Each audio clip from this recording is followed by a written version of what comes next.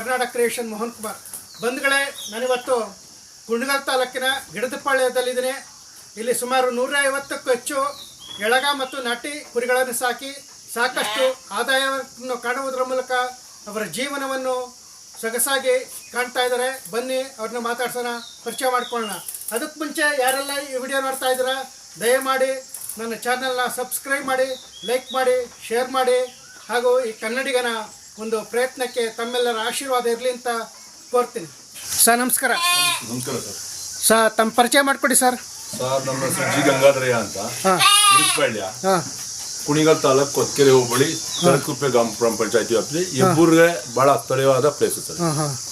Sir sir ಯಾವ್ಯಾವ ಥರ ಕುರಿ ಸಾಕಾಣಿಕೆ ಮಾಡಿದ್ದೀರಾ ಸರ್? ಮತ್ತು ಎಳಗ ಮತ್ತು ನಾಟಿ ಕುರಿಗಳು ಇದಾವೆ ಸರ್. ನಮ್ಮ ಒಂದು 100 ಹೆಣ್ಗುರುಗಳಿದ್ದಾವೆ, ಒಂದು 100 ತಳಿಗಳಿದ್ದಾವೆ.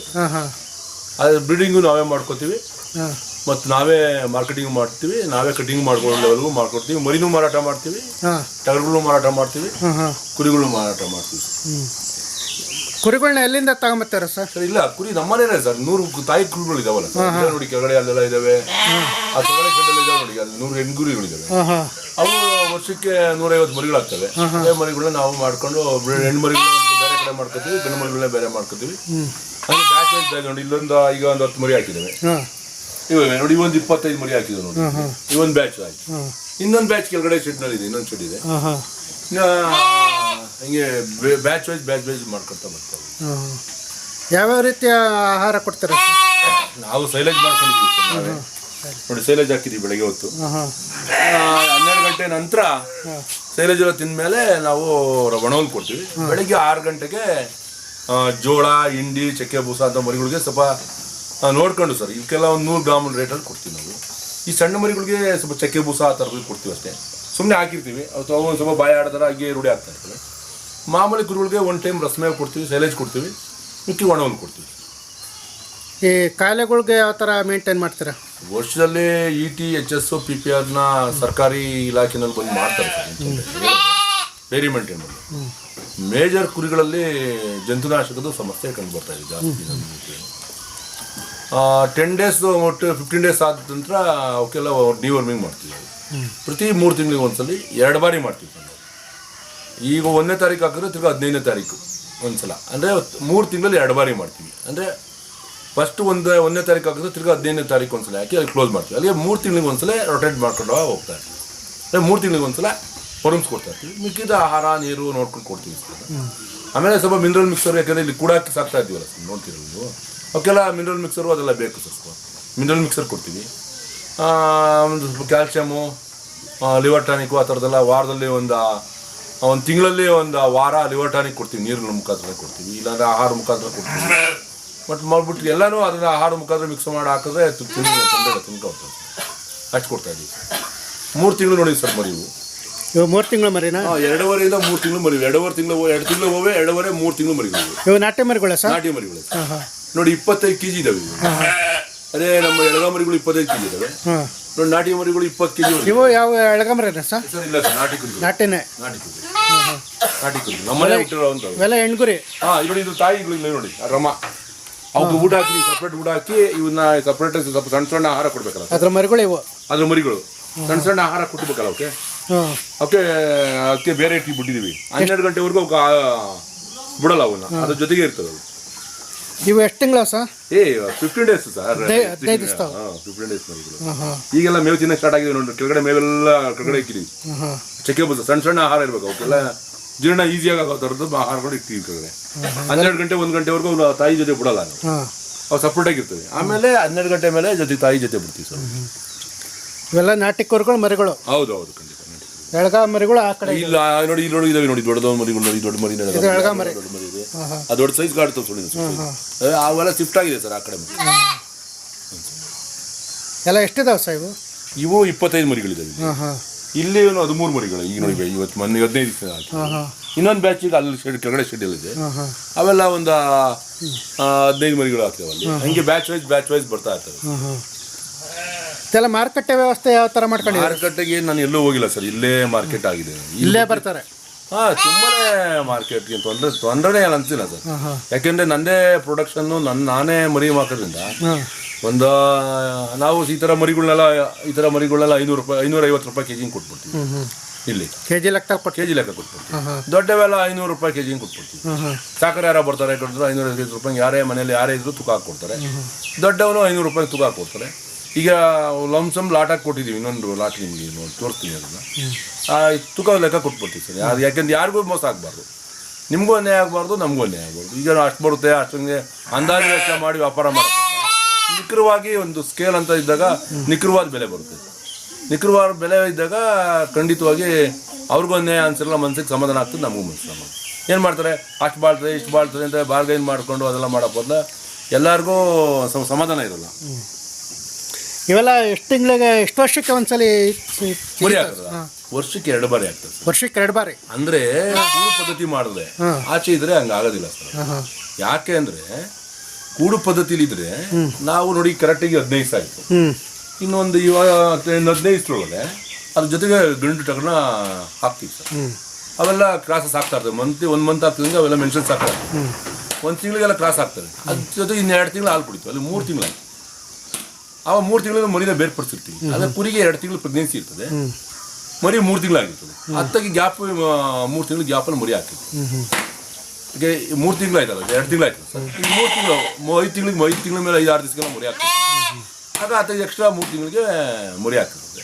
ತಿರ್ಗಾ ಹಂಗೆ ಆ ಥರ ಕೂಡು ಪದ್ಧತಿ ಮಾಡ್ಕೊಂಡು ಟಗರುಗಳನ್ನೆಲ್ಲ ಇಟ್ಕೊಂಡು ಆ ಥರ 20 ಕುರಿಗೆ ಒಂದು ಟಗರು ಇರ್ಬೇಕು ಕಂಪಲ್ಸರಿ, ಗಂಡು ಟಗರು.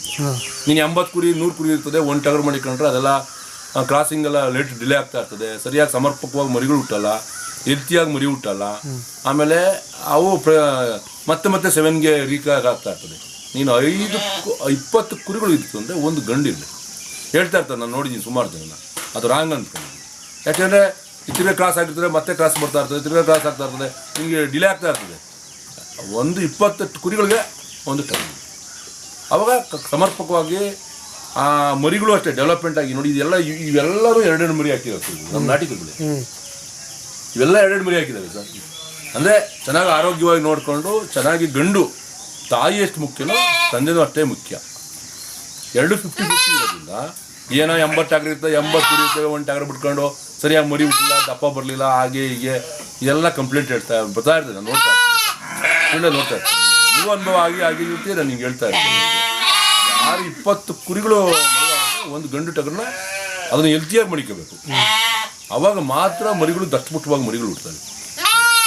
ಹೆಣ್ಣು ಎಷ್ಟು ತಾಯಿ ಎಷ್ಟು ಮುಖ್ಯನೋ ತಂದೆನೋ ಅಷ್ಟೇ ಮುಖ್ಯ ಇರ್ತದೆ.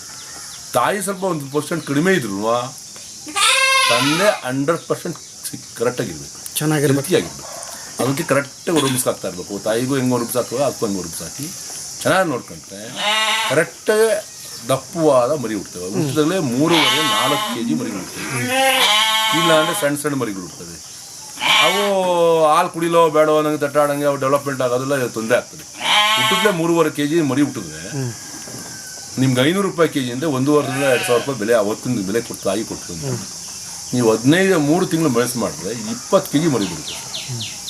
20 kg ಮರಿ ಅಂದರೆ 10,000 ರೂಪಾಯಿ ನಿಮ್ಮ ಮರಿ ಮಾರಾಟ ಆಯಿತು ಒಂದು ತಾಯಿಯಿಂದ. 8,000 ರೂಪಾಯಿಗಂತೂ ಮೋಸ ಇಲ್ವೇ ಇಲ್ಲ, ಕಡಿಮೆ ಆಗಿದೆ.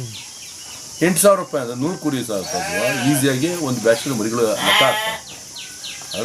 ಅದೇನು ಈಸಿ ಅಲ್ಲ, ಲೆಕ್ಕ ಕ್ಯಾಲ್ಕುಲೇಟರ್ ಹೇಳ್ದಂಗಿಲ್ಲ, ಅಷ್ಟೇ ಹೋರಾಟ ಇದೆ. ಮನೆ ಮಕ್ಕಳನ್ನೆಲ್ಲ ಇಟ್ಕೊಂಡು ನೋಡಿ. ಈಗ ನಮಗೆ 3 ಜನ ಮಕ್ಕಳವ್ರೆ, 3 ಜನ ನೋಡಿ ಒಬ್ಬ ಟ್ರೈನಿಂಗ್ ಹೋಗಿದ್ದಾನೆ. ಇವರು ಅಷ್ಟೇ ಬೆಳಗ್ಗೆದ್ದು ಒಬ್ಬೊಬ್ರದ್ದು ಒಂದೊಂದು ಕೆಲಸ ನೇಮಕೆ ಮಾಡ್ಕೊಂಡಿದ್ದೀವಿ, ಅಷ್ಟೇ ಕೆಲಸ ಆಯ್ತು. ಈಗ 2 ಮರಿ ಹಾಕಿರೋಕ್ಕೆ ಹಾಲು ಶಾರ್ಟೇಜ್ ಆಗುತ್ತೆ, ಅವಕ್ಕೆಲ್ಲ ಹಾಲು ಫೀಡಿಂಗ್ ಮಾಡಬೇಕು. 6-7 ಲೀಟ್ರ್ ಹಸುನ ಹಾಲು ಫೀಡ್ ಮಾಡ್ತಾಯಿದ್ದೀವಿ ನಾವು. ಹಂಗೆ ಎಲ್ಲರಿಗೂ ಮನೆ ಮಕ್ಕಳು ಕಣ್ಣಾಗಿ ಅದನ್ನೇ ಜೀವನ ಅನ್ನೋ ಥರ ನಾವು ಈಗ ಒಬ್ಬ ಸಾಫ್ಟ್ವೇರ್ ಕಂಪ್ನಿ ಅಲ್ಲೇ ಕುಂತ್ಕೊಂಡು ಹೆಂಗೆ ಕೆಲಸ ಮಾಡ್ತಾನೋ ಹಂಗೆ ನಾವು ಕೆಲಸ ಮಾಡಿದ್ರೆ ಸರ್ ಜೀವನ ಮಾಡೋಕ್ಕೆ ಎಲ್ಲ ಹೋಗಿ ಕೂಲಿ ಮಾಡೋಕ್ಕಂತ ಸಮಸ್ಯೆ. ಒಳ್ಳೆ ಗೊಬ್ಬರ ಬರುತ್ತೆ, ಒಳ್ಳೆ ತೋಟಕ್ಕೆ ಗೊಬ್ಬರ ಆಗುತ್ತೆ ಸರ್. ಗೊಬ್ಬರ ಅಂದರೆ ಪ್ಯೂರ್ ಗೊಬ್ಬರ ಸಿಗುತ್ತೆ. ನೀವು ನೋಡ್ತೀರ ಗೊಬ್ಬರ ಎಲ್ಲ ಸಾಕಷ್ಟು ಗೊಬ್ಬರ ಇದೆ ಸರ್. ನನಗೆ ಈ ಗೊಬ್ಬರದ ಮಾರಾಟದಲ್ಲಿ ಹುಲ್ಲು ಸಿಗ್ತಾ ಇದೆ. ನನಗೆ ಗೊಬ್ಬರದಿಂದ ಮೇವು ಸಿಗುತ್ತೆ, ಖಂಡಿತ ಸಿಗ್ತದೆ. ಡಿಮ್ಯಾಂಡ್ ಇದೆ ನನಗೆ. ಮರಿ ಮಾರಾಟಕ್ಕಿಂತ ಗೊಬ್ಬರಕ್ಕೆ ಡಿಮ್ಯಾಂಡ್ ಇದೆ ಸರ್. ನನಗೆ ಗೊತ್ತಿರೋ ಹಾಗೆ ಗೊಬ್ಬರ ಎಲ್ಲ ಮುಂದೆ ನೆಕ್ಸ್ಟ್ ಬ್ಯಾಚ್ಗೆ ನನ್ನ ಹತ್ರ ದುಡ್ಡು ಕೊಡ್ತಾರೆ ತಳಿ. ನನ್ ಕೊಡಿ ಹಂಗೆ ತೊಂದರೆ ಇಲ್ಲ. ಅಂದರೆ ಗಂಡು ಮರಿಗಳನ್ನ ಎಷ್ಟು ವರ್ಷಕ್ಕೊಂದ್ಸಲಿ ಚೇಂಜ್ ಮಾಡ್ತೀರಾ? 1 ವರ್ಷ ಸರ್, 1 ವರ್ಷ. ಆಮೇಲೆ ಚೇಂಜ್ ಮಾಡ್ತೀರಾ? ತೆಗಿತಾ ಇರೋದೇ ಒಂದು ಎರಡಲ್ಲಿ ಹೊಸದನ್ನ ಪ್ರೊಡಕ್ಷನ್ ಮಾಡ್ತೀವಿ. 4 ಆಗ್ತಿದ್ದಂಗೆ ಅದನ್ನ ತೆಗಿತೀವಿ. ಅದು ಪ್ರಾಯ ಸರ್, ಕರೆಕ್ಟಾಗಿ ಇಟ್ಕೋಬೋದು. 4-6 ಇಟ್ಕೋಬೋದು, ಎಂತದಿಲ್ಲ. 2 ವರ್ಷ ಇಟ್ಕೋಬೋದು. ಅದೇ ಕುರಿಗಳಿದ್ರೆ ನಾವೇನ್ ಮಾಡ್ತೀವಿ, ಹೊಸ ಮರಿಗಳನ್ನೆಲ್ಲ ಇಂಟ್ರೊಡಕ್ಷನ್ ಮಾಡ್ತಾ ಇರ್ತೀವಿ. ನಮ್ಮ ಮನೆ ಹೊಸ ಪ್ರೊಡಕ್ಷನ್ ಬಂದಿರ್ತದಲ್ಲ, ಅದ್ರಲ್ಲಿ ಯಾವ ಚೆನ್ನಾಗಿರೋ ಮರಿಗಳನ್ನ, ವಯಸ್ಸಾಗಿರೋ ಕುರಿಗಳನ್ನೆಲ್ಲ ಚೇಂಜ್ ಅಪ್ ಮಾಡ್ತೀವಿ ಅದ್ರಲ್ಲ. ಹಂಗಾಗಿ ಅದೆಲ್ಲ ಕನ್ಫ್ಯೂಸ್ ಮಾಡೋದಕ್ಕೆ ಅಪ್ಪ ಮಗಳಿಗೆ ತಮ್ಮ ಸಂಬಂಧ ಕಲ್ಪಿಸೋದು ನಾವು ರೆಡಿ ಇಲ್ಲ. ನಾವು ಅವಾಗ ಇನ್ಬ್ರೀಡ್ ಆಗ್ಬಿಡ್ತೀವಿ. ಹಂಗಾಗಿ ನಾವು ಏನೇ ಸಮಸ್ಯೆ ಇದ್ದು ಫಸ್ಟು ಆ ಟಗರುಗಳನ್ನ 1 ವರ್ಷ ಹಾಕಿದ್ರೆ ಕಟಾವು ಒಳ್ಳೆ ತೆಗಿತೀವಲ್ಲ. ಇಲ್ಲ ಏನು ಅಷ್ಟೇ ಈಗ ಯಾರೋ ಒಂದು 20 ಕುರಿ ಮಾಡ್ಕೊಳ್ತಾರೆ, ಮರಿಗಳು ಮಾರಾಟ ಮಾಡ್ತಾರೆ. ಆ ಥರ ಬ್ರೀಡ್ ಮಾಡೋರು ಜಾಗ ಇದು ಮಾಡಿದ್ರೆ ಏನು ತೊಂದರೆ ಇಲ್ಲ, ಇಟ್ಕೋಬೋದು. 2-3 ವರ್ಷ ಇಟ್ಕೋಬೋದು. ಬಟ್ ನಾವು ಹಂಗಿಲ್ಲ ಸರ್. ನಾವೇನಿದೆ ಜಾಸ್ತಿ ಇರೋದಿಲ್ಲ, ಅಷ್ಟೊಂದು ಜಾಗ ಇಲ್ಲ.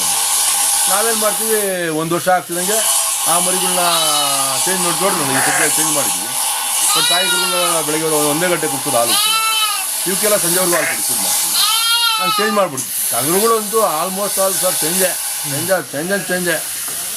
ನೋಡ್ತೀವಿ, ನಮ್ಗೆ ಗೊತ್ತಾಗ್ಬಿಡ್ತದೆ ಒಂಥರ. ಅದು ಸರಿಯಾಗಿ ಕ್ರಾಸ್ ಮಾಡ್ತಾ ಇದೆಯಾ ಇಲ್ವಾ, ಚೆನ್ನಾಗಿದೆಯಾ ಅಂತ. ಚಿಕ್ಕ ಮರಿಗಳೆಲ್ಲ ಕ್ರಾಸ್ ಮಾಡ್ತಾರೆ, ಅಲ್ಲೇ ಆಗಿರಲ್ಲ ಕ್ರಾಸ್ ಮಾಡ್ತಾರೆ.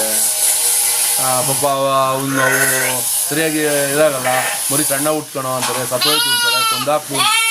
ತುಂಬನೇ ಸಮಸ್ಯೆ ಇದೆ ಸರ್ ಎಲ್ಲ. ಬಟ್ ಅದಕ್ಕೆಲ್ಲ ಸೊಲ್ಯೂಷನ್ ಏನಾಯ್ತಂದರೆ ಈ ಥರ ಸೊಲ್ಯೂಷನ್ ಇದೆ. ಸುಮಾರು ಶೆಡ್ಡಿನ ಅಳತೆ ಎಷ್ಟಿದೆ ಸರ್? ಇದು ಕೋವಿಡಲ್ಲಿ ಮಾಡಿದ್ವಿ 2 ಇಯರ್ಸ್ ಬ್ಯಾಕ್. 2022. 2022. ಹಾಂ, 22.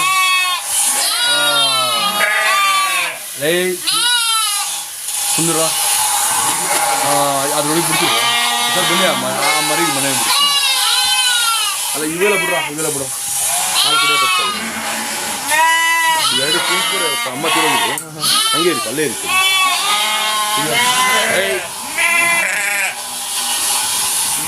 ಹಾಲು ಕುಡಿಯೋಕೆ ಫೀಡಿಂಗ್ ಬಿಡ್ತೀವಿ. ಏನೋ ಅವ್ರ ಅಮ್ಮನ ಹತ್ರ ಹೋಗಿ ಹಾಲು ಕುಡಿತಾರೆ.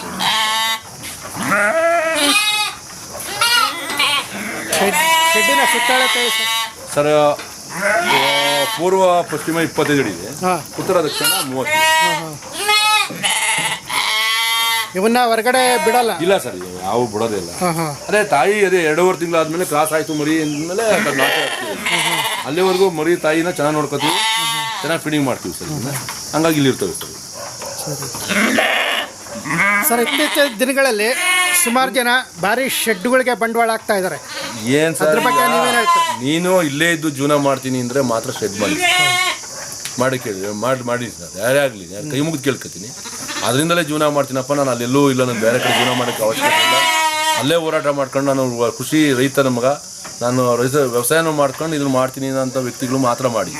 ಎಲ್ಲ ಸಾಫ್ಟ್ವೇರ್ಸ್ ಅವರೆಲ್ಲ ನಾನು ತುಂಬನೇ ಸರ್, ನಾನು ನಿಮ್ಗೆ ತೋರಿಸ್ಬೇಕು ಅಂತ ಹೊಂಟ್ರೆ 100 ಶೆಡ್ಗಳು ಸರ್ ತುಕ್ಕಿಡ್ದು ಕೆಳಗಡೆ ಬೀಳ್ತಾ ಇದೆ ಸರ್. ಎಲ್ಲ ಮಾಡಿದ್ರೆ ಒಂದ್ಸಲ ನಮಗೆ ಆಗಲಿ ಬೇದಿ ಆದರೆ ಸುಮ್ಮನೆ ಇರ್ತೀವಿ. 2ನೇ ಸಲ ಬೇದಿ ಆದರೆ ಯಾಕೋ ಬೇದಿ ಆಗ್ತಾಯಿದೆಯಲ್ಲ ಅಂತ ಯೋಚನೆ ಮಾಡ್ತೀವಿ. 3ನೇ ಸಲ ಬೇದಿ ಆಗ್ತಿದ್ದಂಗೆ ಅದಕ್ಕೆ ಟ್ರೀಟ್ಮೆಂಟ್ಗೆ ಹೋಗ್ತೀವಿ ನಾವು. ಅವು ನೀವು ಸಾಫ್ಟ್ವೇರ್ಸ್ ಅಲ್ಲಿರ್ತೀವಿ. ಬೇದಿ ಆದರೆ 4 ದಿನಕ್ಕೆ ಬರ್ತಾರೆ. ಯಾವಾಗ ಬರ್ತಾರೆ ಗೊತ್ತಾ ಸರ್, ಸುಸ್ತಾಗಿ ನಾನು ಬದುಕೋಕ್ಕಾಗಲ್ಲ ಅಂದಾಗ ಹಾಸ್ಪಿಟ್ಲಿಗೆ ತೊಗೊಂಡೋಗ್ತಾರೆ. ಬೇದಿ ಆಯಿತು ಅಂತ ಡಾಕ್ಟ್ರ್ ಕೈಲೂ ವಾಸಿ ಮಾಡೋಕ್ಕಲ್ಲ. ಪಾಪ ಅವರು ಏನು ಮಾಡ್ತಾರೆ ಸರ್, ಈಗ ಬೇದಿ ಆಯಿತು ಅಂದ ತಕ್ಷಣ ಇಮಿಡಿಯೇಟ್ಲಿ ಟ್ರೀಟ್ಮೆಂಟ್ಗೆ ಇರಬೇಕು. ಅದು ಸಣ್ಣ ಪುಟ್ಟ ನಮಗೆ ಸೇಮ್ ಬೇರೆ ಅದಕ್ಕೂ ನಮಗೂ ಸಂಬಂಧ ಏನು ಒಂದೇ. ಬೇದಿ ಆದ ತಕ್ಷಣ ಬೇದಿಗೆ ಏನು ಟ್ರೀಟ್ಮೆಂಟ್ ಮಾಡಬೇಕಾ, ಮಜ್ಜಿಗೆ ಕುಡಿಸ್ಬೇಕಾ, ಎಳ್ನೀರು ಕುಡಿಸ್ಬೇಕಾ, ಅಥವಾ ಏನಾದರೂ ಗ್ಲೂಕೋಸ್ ಪೌಡ್ರ್ ಕೊಡಬೇಕಾ, ಇಲ್ಲ ಇಂಜೆಕ್ಷನ್ಸ್ ಏನಾದರೂ ಕೊಡಬೇಕಾ, ಅವತ್ತೇ ಮುಗಿಬೇಕದು. ಅವಾಗ ಮಾತ್ರ ಹೆಲ್ತಿಯಾಗಿರ್ತದೆ.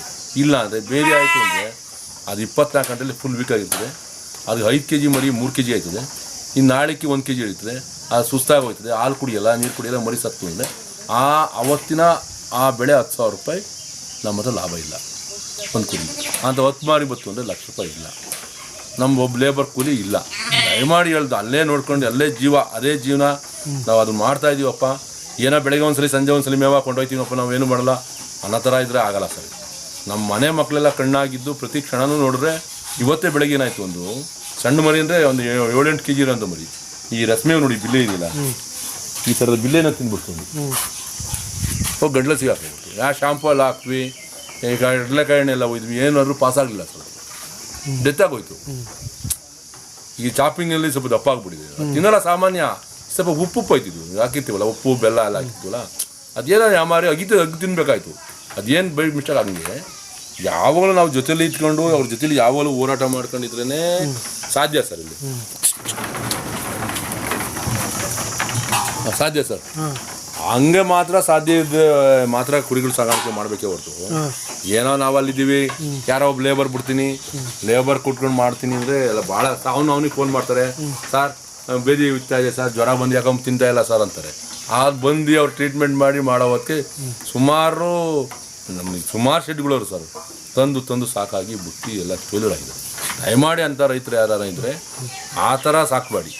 ನೀವು ಯಾರಾನ ಅದರಿಂದ ಜೀವನ ಮಾಡಿ ನಾವು ಅನ್ನ ತಿನ್ಬೇಕಪ್ಪ, ಪರಿಸ್ಥಿತಿ ಹೆಂಗಿಲ್ಲ ನೆಮ್ಮದಿಯಾಗಿಲ್ಲ ಅನ್ನೋ ತೋಟದಲ್ಲಿ ಮನೆ ಆ ಗೊಬ್ಬರ ಬೇಕು ನನಗೆ, ಜೊತೆಗೆ ಏನೋ ಅಟ್ಲೀಸ್ಟ್ ಒಂದು ಜೀವನಕ್ಕೆ ಖರ್ಚಾಗ್ತದೆ ನನಗೆ ದಾರಿ ಮಾಡ್ಕೋಬೇಕು.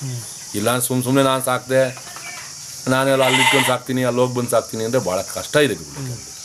ಯಾಕೆಂದರೆ ಸೇಮ್ ಮನುಷ್ಯನಿಗೂ ಅವಕ್ಕೂ ಏನು ಬೇರೆ ಇಲ್ಲ, ಜೀವನ ಅವಕ್ಕೂ ಜೀವನ ನಾವು ಜೀವನದಿಂದ ನಮಗೆ ಹೆಂಗೆ ನಾವು ಒಬ್ಬರೇ ಅಲ್ಲಿ ಇದ್ಬಿಟ್ರೆ ಬೇರೆ ಬಂದರೆ ನಾವಾಗ ಹುಷಾರಿಲ್ಲ ಅಂದರೆ ಫೋನ್ ಮಾಡಿ ಏನಾದ್ರು ತಗೊಂಡು ಟ್ರೀಟ್ಮೆಂಟ್ ಮಾಡ್ತೀವಿ. ಅವು ಏನು ಯಾರು ಕೇಳ್ತವೆ ಏನು ಮಾಡ್ತಾರೆ. ನಾವು ಈಗ 10 ನಿಮಿಷ ನೋಡಿ ನಾನು ಪ್ರತಿ ಕ್ಷಣ ಅರ್ಧ ಗಂಟೆಗೆ ಒಂದ್ಸಲ ವಿಸಿಟ್ ಆಗ್ತಾಯಿದ್ವಿ. ಮರಿಗಳು ನೀರೆಲ್ಲ ಕುಡ್ಕೊಂಡಿದ್ರೆ ನೀರು ಹಾಕ್ಬೇಕು. ಬೇಸಿಗೆ ಈ ವರ್ಷ ಬೇಸಿಗೆ ಗೊತ್ತಲ್ಲ ಸರ್, ಬೇಸಿಗೆನಲ್ಲಿ 7-8 ಮರಿಗಳಿಗೆ ಫೀವರ್ ಬಂದು ಡ್ರಿಪ್ಸ್ ಹಾಕಿದ್ವಿ. ಮನುಷ್ಯನಿಗೆ ಏನು ಹಾಕ್ತಾರೋ ಅದನ್ನೇ ಡ್ರಿಪ್ ಹಾಕಿದ್ದೀವಿ. ಯಾಕೆಂದರೆ ಹಂಗಾಗಿದೆ ಈ ಟೆಂಪ್ರೇಚರ್ಗೆ ಮರಿಗಳು ಸಮಸ್ಯೆಗಳಾಗೋದು ತುಂಬಾ ಸಮಸ್ಯೆ ಆಯಿತು ಆ್ಯಕ್ಚುಲಿ ಈ ಟೆಂಪ್ರೇಚರ್ಗೆ. ಎಂತ ಆ ಸಾಕಾಣಿಕೆ ಹೋರಾಟ ಮಾಡ್ಕೊಂಡು ಕಷ್ಟ ಬಿದ್ದು ರೈತ ಮಾಡಿದ್ರೆ ತೊಂದರೆ ಇಲ್ಲ ಸರ್. ಇನ್ನು ಕಮರ್ಷಿಯಲ್ ಯಾಕೆಂದರೆ ವ್ಯವಸಾಯ ಮಾಡಿ ಕಷ್ಟ ಇದೆ, ಜೊತೆಗೊಂದು ಪಾರ್ಟೇಷನ್ಸ್ ಇದ್ದರೆ ಒಂದು ತೊಂದರೆ ಇಲ್ಲ. ಡ್ರೈ ಫ್ರೂಟ್ ಏನೇನು ಕೊಡ್ತೀರಾ ಫುಡ್ಡು? ಅದೇ ಜೋಳ ಈಗ ಸ್ವಲ್ಪ ದೊಡ್ಡದು 15 ದಿವಸವರೆಗೂ ಚಕ್ಕೆ ಬೂಸ, 20 ದಿವಸ ತಿಂಗಳವರೆಗೂ ಚಕ್ಕೆ ಬೂಸ ಕೊಡ್ತೀವಿ.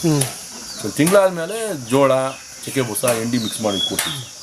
ಈ ಸೇಲೇಜ್ ಒಳಗಡೆ ಹಾಕ್ಬಿಡ್ತೀವಿ ಸರ್, ಎಲ್ಲ ಮಿಕ್ಸ್ ಮಾಡಿ ಸೇಲೇಜ್ ಮೇವು ಕೊಡ್ತೀವಲ್ಲ ಎಲ್ಲ ಮಿಕ್ಸ್ ಮಾಡಿ ಹಾಕ್ತೀವಿ. ಚೆನ್ನಾಗಿ ತಿಂತದೆ ಅದನ್ನು ಸೇರ್ಕೊಂಡೆಲ್ಲ ಮಿಕ್ಸ್ ಆಗಿರ್ತಲ್ಲ ಇದೆಲ್ಲ ತಿಂತದೆ. ಈಗ 12 ಗಂಟೆಗಳೆಲ್ಲ ಖಾಲಿ ಮಾಡ್ತೀವಿ. ಆಮೇಲೆ ರಾಗಿ ಒಣಗಳು ಸೈಲೇಜು ನೀವು ತಯಾರು ಮಾಡ್ಕೊತೀರಾ? ನೀವೇ ತಯಾರು ಮಾಡ್ತೀರಾ? ಮಾಡ್ಕೊತೀವಿ ಸರಿ, ಓಕೆ ಸರ್. Okay sir. ಸುಮಾರು ಶೆಡ್ಗೆಲ್ಲ ಎಷ್ಟು ಬಂಡವಾಳ ಆಯ್ತು ಸರ್? ಇದೊಂದು 18 ಲಕ್ಷ ಆಯಿತು. 18 ಲಕ್ಷ. ಹೌದು. ಅದಕ್ಕೆ ಅದೊಂದು 5 ಲಕ್ಷ ಆಗಿದೆ. ಅದಕ್ಕೆ 5 ಲಕ್ಷ. ಅದು 25-30. ಹಾಂ ಹಾಂ. ಇದು 50 25 ಇದೆ. 50-25. ಹೌದು. 60-25 60-25. 18 ಲಕ್ಷ ಏನಾಗಿತ್ತು. ಹಾಂ ಹಾಂ.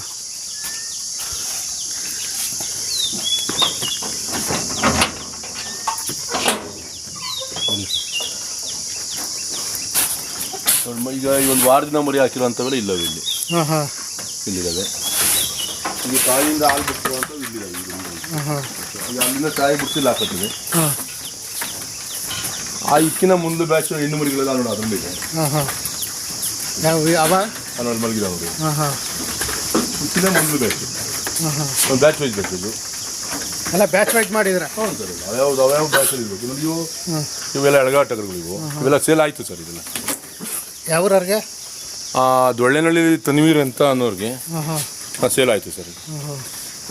ಆಯಿತು. ಅದೊಂದು ಬ್ಯಾಚು ಇವೆಲ್ಲ 28,000 ರೂಪಾಯಿ ಸೇಲ್ ಆಯಿತು ಸರ್. ಈ ಬ್ಯಾಚ್ 28,000. ಹೌದು ಸೇಲ್ ಆಯಿತು ಸರ್. ಅದೆಲ್ಲ 24,000 ರೂಪಾಯಿ ಸೇಲ್ ಆಯಿತು ನೋಡಿ ಸರ್. ಆ ಬ್ಯಾಚ್ ಇದು 24,000. ಅದು 24,000 ರೂಪಾಯಿ. ಅದು ನಾಟಿ ಮರಿಗಳು, ಇದು ಎಳಗ ಮರಿಗಳು. ಅವು ನಾಟಿ ಮರಿನಾ? ನಮ್ಮನೆ ಹುಟ್ಟಿರೋದು ಇವು ಇವೆಲ್ಲ ತಂದಿರೋದು. ಇವು ಎಳಗ ಮರಿ. ಮರಿಗಳು ಸರ್. ಇವು ನಾಟಿ ಮರಿ. ಇವೆಲ್ಲ ನಾಟಿ ಮರಿಗಳು ನಮ್ಮನೆಯಲ್ಲೇ ಹುಟ್ಟಿರೋದು. ಇವೆಲ್ಲ ಸಣ್ಣ ನೋಡಿ. ಇವೆಲ್ಲ ಒಂದು ವಾರದಲ್ಲಿ ಒಳಗಡೆ ಮರಿ ಹಾಕೋದು ಇಲ್ಲಿ. ಇವು ಅದಕ್ಕಿಂತ ಮುಂದೆ ಬ್ಯಾಚು, ಇನ್ನು ಅದಕ್ಕಿಂತ ಕೆಳಗೆ ಬ್ಯಾಚು, ಹಿಂಗೆಲ್ಲ ಇದು ಬ್ಯಾಚು. ಈಗ ನೋಡಿ ಈಗ ಅಲ್ಲಿಂದ ಚೇಂಜ್ ಮಾಡ್ತೀವಿ. ಮಿಸೆಲ ಆಯ್ತು ಮಿಸೆಲ ಆಗಿದಾವೆ ಇವೆಲ್ಲ ಇಟ್ಕೊಂಡು ಹೋಗ್ತಾರೆ. ಇಟ್ಕೊಂಡು ಹೋಗ್ತೀವಿ. ಅಲ್ಲಿ ರೆಡಿ ಇದೆಯಲ್ಲ ಮರಿಗಳು ಶಿಫ್ಟ್ ಮಾಡ್ತೀವಿ. ಅವನ್ನ ಇಲ್ಲಿಗೆ ಬಿಡ್ತೀವಿ ಸರ್.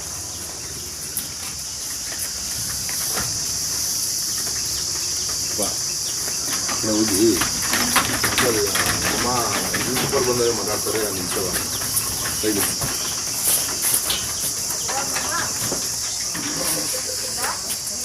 ಇವೆಲ್ಲ 3 ಮಂತ್ಸ್ ಮರಿಗಳನ್ನ ಹಾಲು ತಾಯಿ ತಪ್ಪಿಸಿ ಈಗ ತಂದಿದ್ದೀವಿ ಸರ್. 3 ತಿಂಗಳ ಮರಿ ಇವು. ಹೌದು ಸರ್.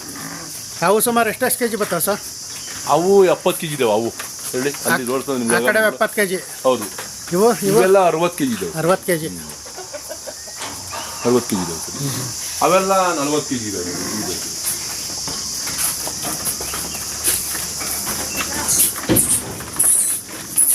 ಇವು 40 ಕೆ ಜಿ ಅವ 40 ಕೆ ಜಿ ಇವು ನೆಕ್ಸ್ಟ್ ಬ್ಯಾಚಿಗೆ ಬರ್ತವೆ. ನೆಕ್ಸ್ಟ್ ಬ್ಯಾಚ್ ಬರ್ತದೆ. ಹಾಂ ಹಾಂ ಅವೆಲ್ಲ 70 ಕೆ ಜಿ ಇದ್ದಾವೆ. ಹಾಂ 70 ಇದ್ದಾವೆ. ಇವೆಲ್ಲ 60, 55, 60 ಇದ್ದಾವೆ ಇವು. ಇವೆಲ್ಲ 40 ಕೆ ಜಿ, 38, 40 ಹಿಂಗೆಲ್ಲ ಇದ್ದಾವೆ. ಹಿಂಗೆ ಬ್ಯಾಚ್ ವೈಸ್ ಮಾಡಿದ್ವಿ. ಇದರಲ್ಲೇ ಆ್ಯಕ್ಚುಲಿ 20 ಸೇಲ್ ಆಗಿದ್ವಿ ಸರ್ ಮನೆ ಇಟ್ಕೊಂಡೋಗಿ. ಬಕ್ರೀದ್ಗೆ ಅಂತ ಯಾರೋ ಒಬ್ರು ಇಟ್ಕೊಂಡೋಗಿ. ಅದರಲ್ಲೊಂದು 10, ಇದರಲ್ಲೊಂದು 10, 20 ಮರಿಗಳನ್ನ ನಾವು ಮಾರಾಟ ಮಾಡಿದ್ವಿ. ಇವೆಲ್ಲ 24,000 ರೂಪಾಯಿ ಕೊಟ್ಟಿದ್ವಿ. ಅವೆಲ್ಲ 28,000. ಏನಾದ್ರು ಆದಾಯ ಇದೆಯಾ ಸರ್ ಮಾಡಿದ್ರೆ? ಪರವಾಗಿಲ್ಲ ಸರ್, ತೊಂದರೆ ಇಲ್ಲ, ಮಾಡ್ಕೊಂಡು ಹೋಗ್ಬೋದು. ಮನೆಯಲ್ಲಿ ನಾವೇ ಮಾಡಿದ್ರೆ ಏನು ತೊಂದರೆ. ಕೂಲಿ ಕೊಟ್ಟು ಎಲ್ಲ ಅವ್ರನ್ನೆಲ್ಲ ಮಾಡಿದ್ರೆ ಅವ್ರು ಕೊಟ್ಟಿಲ್ಲ. ನಾವೇ ಬೆಳ್ಕೊಂಡು ನಾವೇ ನಮ್ಮದೇ ಕೆಲಸ ನಾವೇ ಮಾಡ್ಕೊಂಡ್ರೆ ತೊಂದರೆ ಇಲ್ಲ ಮಾಡಿ. ಆ ಕಡೆ ಎಲ್ಲ ಹುಲ್ಲು ಇಟ್ಕೊಂಡಿದ್ವಿ, ಈ ಕಡೆ ಎಲ್ಲ ಫುಡ್ ಎಲ್ಲ ಆ ಥರದ್ದು ಇಟ್ಕೊಂಡಿದ್ವಿ. ಹಿಂಗೆ ಏನೋ ಒಂದು ಜೀವನ ಮಾಡ್ಕೊಂಡು ಏನು ತೊಂದರೆ ಅನಿಸಿಲ್ಲ ಸರ್, ಮಾಡ್ಕೊಂಡು ಹೋಗ್ತೀವಿ.